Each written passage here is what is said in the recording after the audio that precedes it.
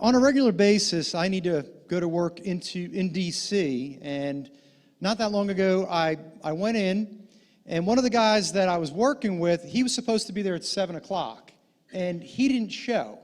And time went on, everybody was asking where he was at, and then at 8 o'clock, he walked in, and he was very distraught looking. And what he said happened was he was on the train, and he was listening to music. He got off the train, and as the train pulled away, the music stopped playing.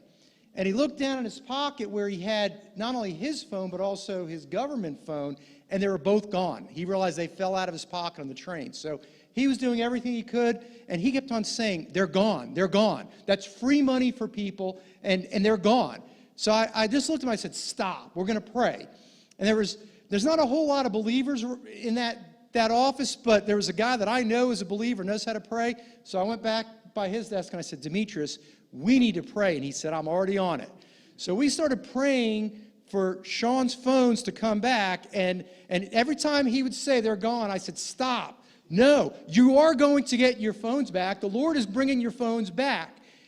I also texted Tracy and also texted Sean's phones as well, saying, hey, you need to return these phones. Well, a little bit later, Tracy texts me back and said she was praying, and that the Lord's saying that the guy who has his phones are going to return them. I shared this with this guy, and he's like, no. And so I said, stop.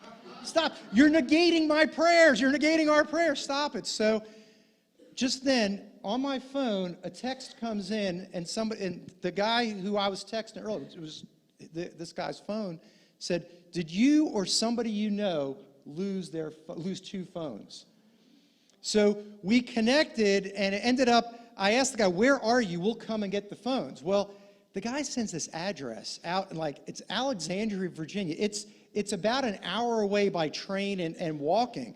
So I called my boss, said, we're taking leave and we're going to get these phones. So we go, and it's this school.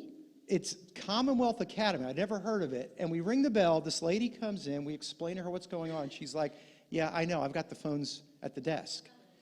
And she said what happened was this young guy and this guy that was traveling with them, they were commuting on the train, found the phones. And they were like, woohoo, we're going to sell them.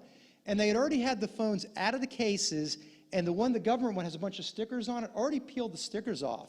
And the one guy, this is about the time we were praying, said, oh, no, this isn't right. We need to turn these into the office. And he walked them to the office. And the lady who was in charge of that school said, we are going to give him an award. So not only did the guy I worked with get his phones back, but this young guy, he would have kind of been a villain. He found the phones and could have turned them in. And it turned him from that to he became a hero.